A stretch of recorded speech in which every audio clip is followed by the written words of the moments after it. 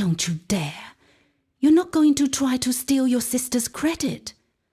My mom yelled, her voice echoing through the living room.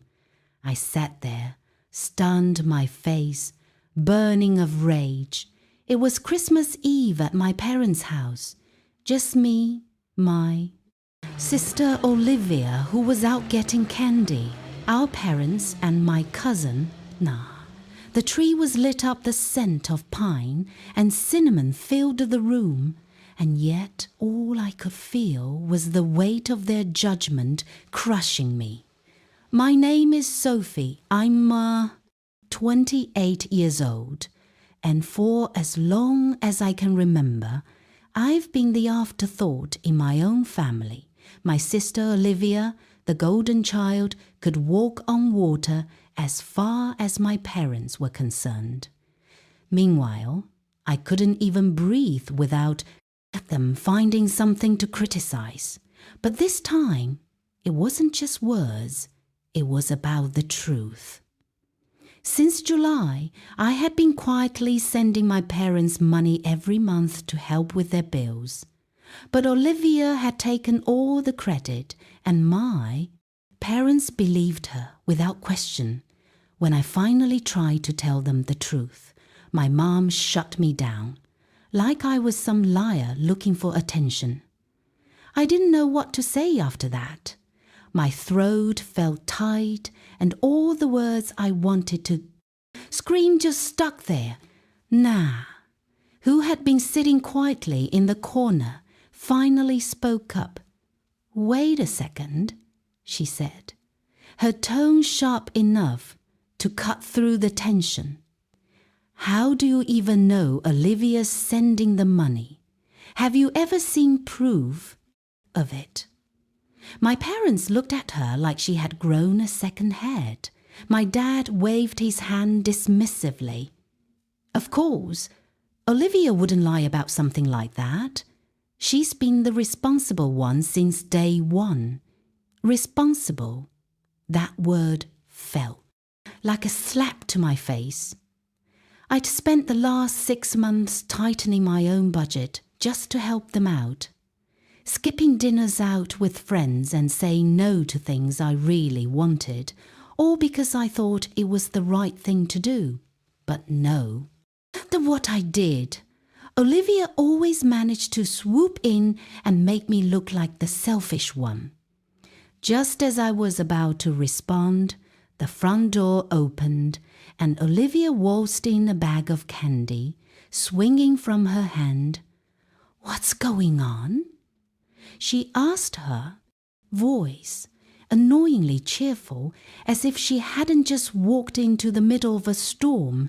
She took one look at my mum's flushed face and my clenched fists, and immediately put on her innocent act, tilting her head like she had no idea what was happening. "You need to explain to your sister," my mom said, pointing a shaky finger at me. "She's trying to claim she's been helping us financially when we all know it's been you." Olivia froze for a moment, her eyes darting to me, then to before putting on her most saccharine smile. "Oh, Mom," she said with a laugh, setting the candy on the counter. "I'm sure Sophie just misunderstood." She turned to me, her expression dripping with fake concern. "You know, I've been handling this for months now. I didn't want to burden you with it." I stared at her, absolutely floored by her audacity misunderstood. I said, my voice trembling, "I've been sending them money since July every single month." "And you knew that, Olivia. Don't you dare act like this was all a mix-up." Nina crossed her arms, glaring at Olivia. "Yeah, Olivia, care to explain why you've been so quiet about it all this time?" Olivia's fake smile faltered for just a second, but she recovered quickly, brushing her hair behind her ear like nothing had happened. "I don't know what you're talking about," she said, her voice dripping with condescension. I've been helping out because, unlike you, I actually care about Mom and Dad's well-being. That was it. I felt something snap inside me. Are you serious right now? I shot back, standing up so fast my chair scraped loudly against the floor. You've been letting them believe a lie for months. Olivia, you knew I was the one sending the money, but you just sat there and let them think it was you. Why? So you could play the hero. Na stepped in before things got even more heated. Hold on, she said, raising her hand like a referee. There's an easy way to settle this. Did Olivia ever actually show you proof that she was sending the money, bank statements, screenshots, anything? My parents exchanged awkward glances and my mom stammered, "Well, no, but we didn't think we needed to." Olivia said she was doing it. Olivia whipped around to face nah, her smile, now replaced with a glare. "You're out of place here." "Nah," she snapped, her voice sharp and defensive. "This is a family matter. And frankly, you don't know the first thing about what's been going on." Nah, didn't back down. "Oh, I think I know enough." She shot back her tone. "I see. I've watched you bask in the praise for something you didn't even do, Olivia. You've been feeding them lies and you know it." Olivia let out a sarcastic laugh, shaking her head. "You're unbelievable," she muttered, pulling out her phone. "Fine. If you want proof here," she scrolled through her files, then held the screen up to my parents. "See, these are the receipts for the transfers I've been making every month." Like clockwork. My mum's face softened as she glanced at the PDFs. But I knew better. I stepped closer, my heart pounding. "Let me see." "Those," I said, SN, etching the phone from her hand before she could protest. The receipts looked convincing, her name. The amounts, even the transaction IDs, but something about them felt off. I turned to who leaned over to look with me. "This is a lie." I exploded, my voice shaking. The walls, the room went dead silent. "But I couldn't stop you faked these, Olivia. Don't act like you've been sending them money when you haven't sent a single dime." My chest heaved as I glared at her daring. Leave her to deny it. I wasn't going to let her get away with this. Not this time, nah. Who had been so sharp just moments ago suddenly stepped back, looking uncomfortable. "I don't know. Maybe I went too far," she muttered, avoiding. Olivia's glare, she wasn't going to take sides anymore. Not with the tension. This high Olivia just smirked, holding her phone close to her chest like it was some kind of shield. "Fine." I snapped, pulling out my own phone. "You want proof? I'll show you my bank statements. Right now." My hands shook as I opened my banking app only for the screen to freeze. "No," I muttered under my breath, tapping furiously. It wasn't working. I closed it, reopened it, and tried again. Nothing. "Come on," I hissed, panic rising in my chest. "It's not working." "How convenient," Olivia said, smugly. Her arms crossed the one time you need to prove something. "Your phone just doesn't work." "Sounds legit." Sophie, enough. Up and towered in over me. You've embarrassed yourself enough already. If you can't back up your story, you owe your sister an apology right now. His tone was cold, final, and if you don't, you can pack your things and leave. I'm not letting you ruin Christmas with your jealousy. I froze, feeling the weight of everyone's eyes on me. Apologize for what I spat, my voice cracking for telling the truth, for being tired of living in her shadow. My dad just pointed to the door. You have 5 minutes to decide. I didn't wait. I grabbed my coat and walked out into the freezing night, slamming the door behind me. Tears blurred my vision as I made my way to my car. I had never felt so small, so lost. Christmas was supposed to be about family, but all I could feel was how little I belonged in mine. I drove aimlessly through the dark, my tears blurring the Christmas light. Strung along the streets, my mind was racing, replaying the confrontation over and over. How could Olivia do this? How could my parents believe her without a second thought? I didn't even realize where I was going until I pulled into the parking lot of a 24-hour coffee shop. The bright lights inside felt oddly out of place against the stillness of the night. I grabbed my phone and slid into a booth, still trembling with anger and humiliation. My banking app stared back at me, useless every time I tried to log in. I got the same frustrating message. We're experiencing a major technical issue. All services, including ATMs, are temporarily unavailable. We're working to resolve this as soon as possible. Thank you for your patience. Patience I needed. Proof. Now I refreshed the app again and again, as if sheer willpower could force it to work. But it was no use. The universe had it out for me tonight. An hour passed. I was still staring at my phone, empty coffee cups scattered around me, when a message popped up. It was, "Nah, hey, are you okay?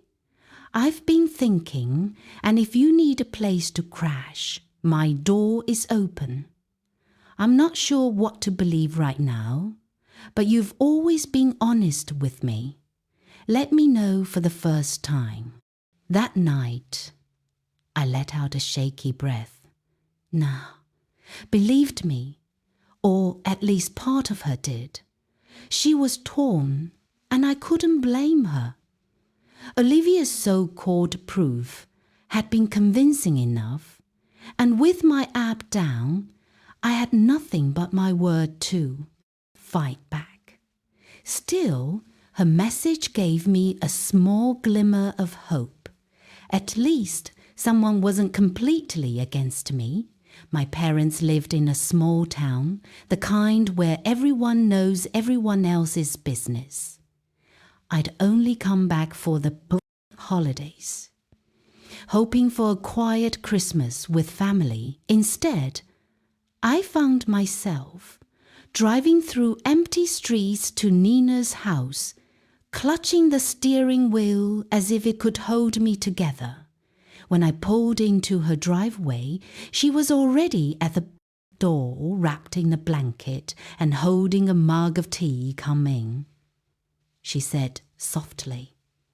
Her expression, a mix of worry and hesitation. I stepped inside, and she didn't press me to talk right away. She just handed me a mug and led me to the couch, where I finally let out the breath I'd been holding since I walked out of my parents' house. "I'm not lying, Nina," I said. After a few minutes of silence, my voice cracked, but I forced myself to keep going. "I swear to you, I've been sending them money every month since July.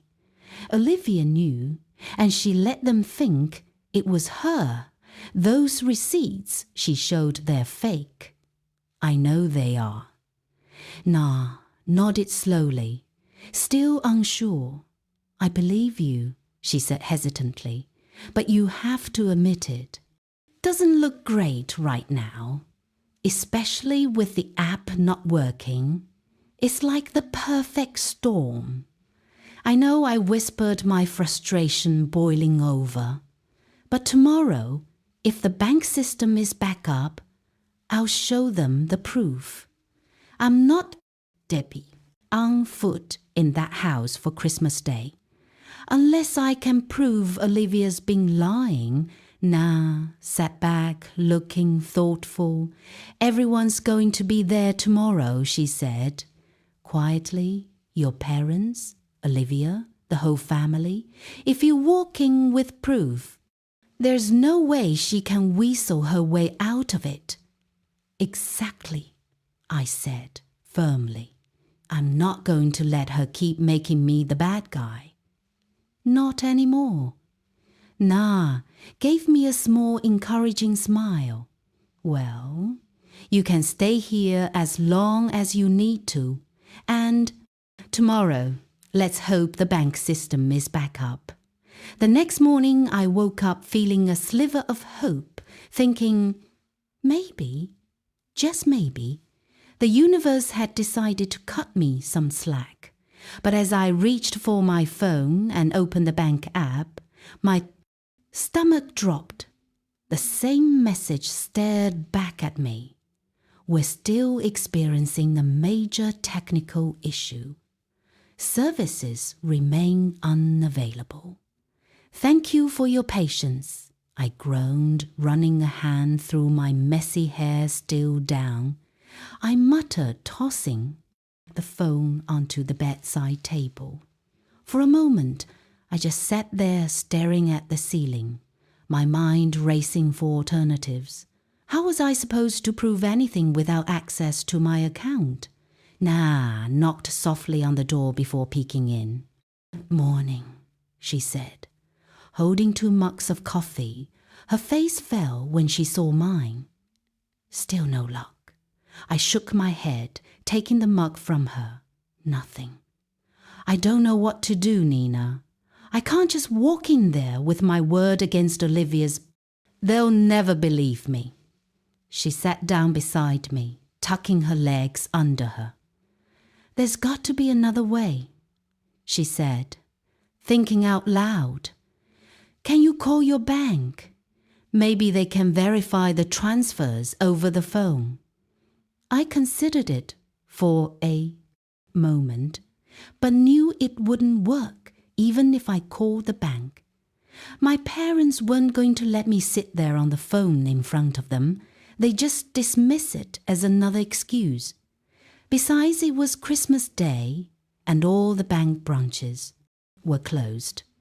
I tried calling their customer service line anyway, but all I got was an automated message we are experiencing.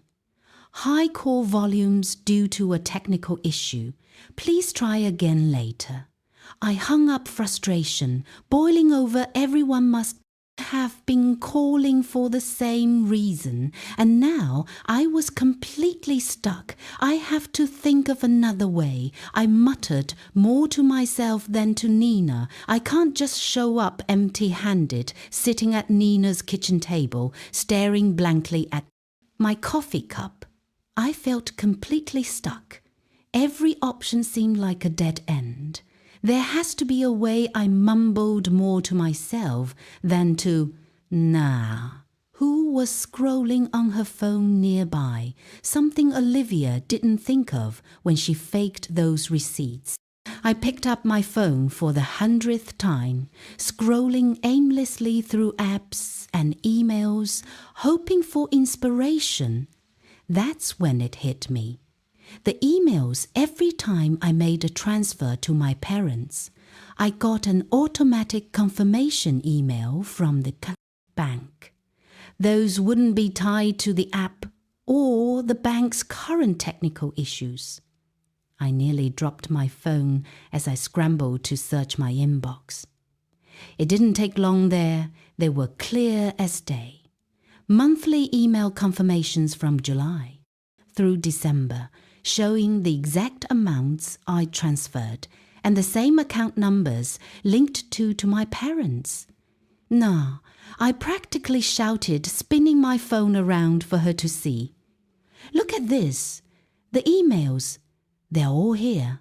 It's all the proof I need. Relief and determination flooded through me at the same time. Nina's eyes widened as she read over the emails, her face breaking into a smile.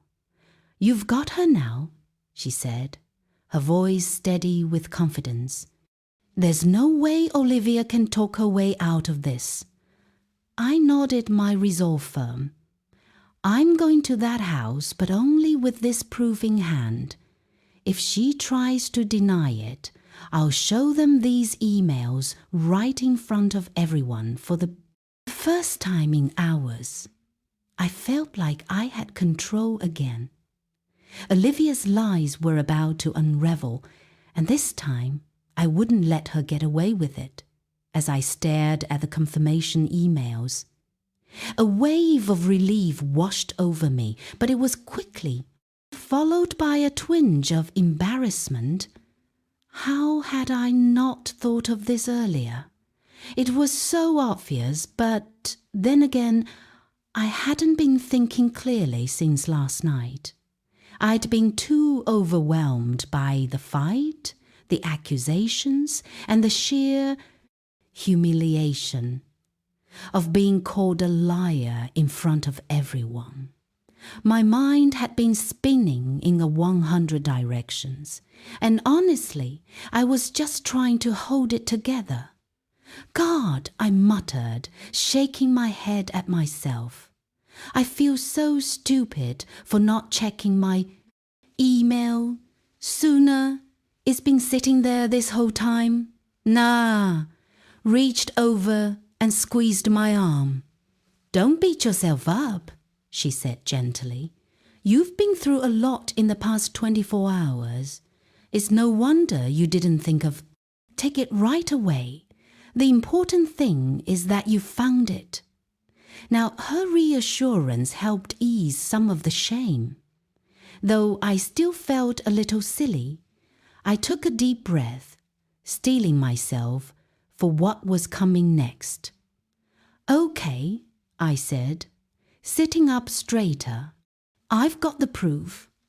I'm going over there, and I'm setting the record straight. If they still don't believe me after this, then that's on them." "Nah," nodded her expression firm. "I've got your back, Sophie. Let's go. Show them the truth." I pulled into my parents' driveway, gripping the steering wheel for a moment before stepping out the sight of the house. Decorated with twinkling lights and a cheerful wreath on the door, felt like a cruel joke. I wasn't here to celebrate. I was here to expose the truth. Nah, gave me a small nod of encouragement before we both walked up to the door. My mom opened it, her face tied with disapproval. "So you decided to come back," she said, her tone sharp enough to make me flinch behind. Olivia was leaning casually against the wall, smirking. "Did you come to apologize, Sophie?" she asked, her voice dripping with mockery. My dad stood further back, arms crossed, looking like he'd rather slam the door in my face. "I just want to celebrate Christmas with the family," I said, softly forcing my voice to sound apologetic. "I don't want any more drama." My mom narrowed her eyes, but stepped aside to let me in. Olivia let out a little snort as I passed her, whispering, "Just loud enough for me to hear. Took you long enough to come crawling back." I clenched my fist, but kept my face neutral. Let her think I'd given up. Let them all think I was just here to bravely and move on. I played along, smiling faintly and staying out of the way as the house slowly filled with relatives, cousins, aunts, uncles. They all greeted me warmly, none of them aware of the storm brewing beneath the surface. As we sat down for dinner, I felt my heart pounding in anticipation. I knew Olivia couldn't resist bringing up last night. It was only a matter of time before she used the moment to paint herself as the victim, and me as the villain. All I had to do was wait and make sure my proof was ready. It didn't take long for Olivia to seize the spotlight as we all sat around the table, passing dishes and exchanging polite conversation. She cleared her throat dramatically. Well, she began glancing at me with a smirk. I think I need to address the elephant in the room. The table went silent, all eyes turning toward her. She leaned back in her chair, figging a bag of concern. You know, last night was really tough for me, she said, her voice trembling just enough to seem genuine. I never thought Sophie could stoop so low as to accuse me of lying. It was honestly heartbreaking. My stomach twisted. As whispers spread around the table, a few relatives were already glancing at me with disapproval, while others seemed too stunned to react. Olivia wasn't done. I've always tried to be there for this family, she continued, laying it on thick, sending money every month to help Mum and Dad, never asking for recognition and for her to turn around and call me a liar in front of everyone. It's beyond hurtful. Her performance was flawless tears, threatening to spill, voice shaking just enough to sound sincere. My parents nodded along, my mom looking particularly wounded. You didn't deserve that, Olivia, she said, her voice firm. We've always known you were the responsible one.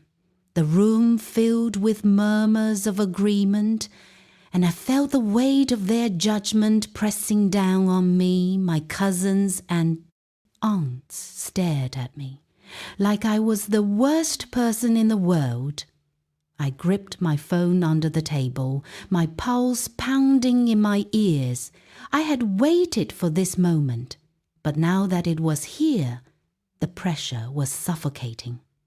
I took a deep breath, steadying my hands under the table as Olivia continued her act. When she finally paused, dabbing at her eyes with a napkin, I seized the moment. That's enough, I said, my voice calm but firm. Every head turned to me, some with surprise, others with outright disdain. I stood gripping my phone tightly. You've had your chance to talk, Olivia. Now it's my turn, she scoffed, rolling her eyes.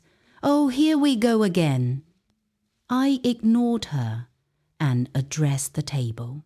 Instead, I've been sending Mum and Dad money every month since July. I don't use fancy speeches and I don't ask for recognition, but when Olivia stood there last night claiming she was the one doing it, I couldn't stay quiet, and now I can prove it. I held up my phone, showing the email confirmations. ID found.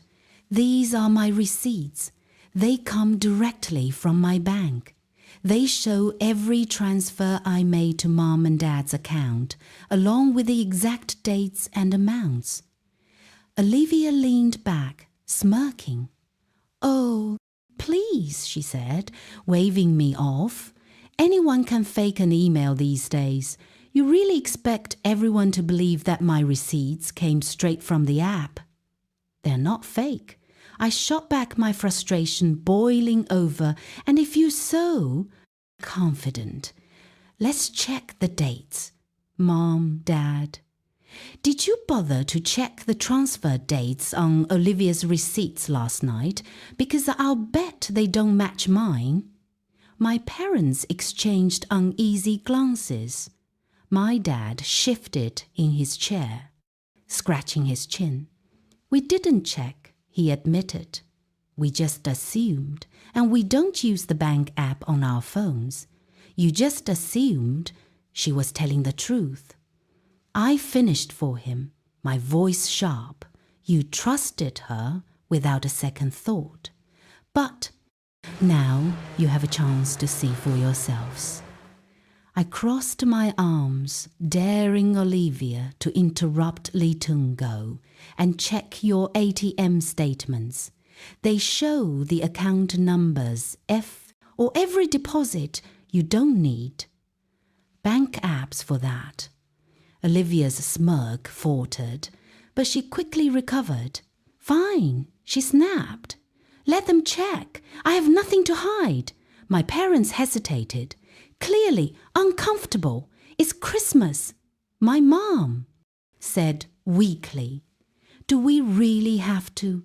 Yes. I interrupted, my voice unwavering. We do reluctantly. My dad grabbed his coat, and the three of us left for the nearest ATM. The cold night air bit at my skin. As we drove in tense silence at the ATM, pulled out his card and accessed the transaction history.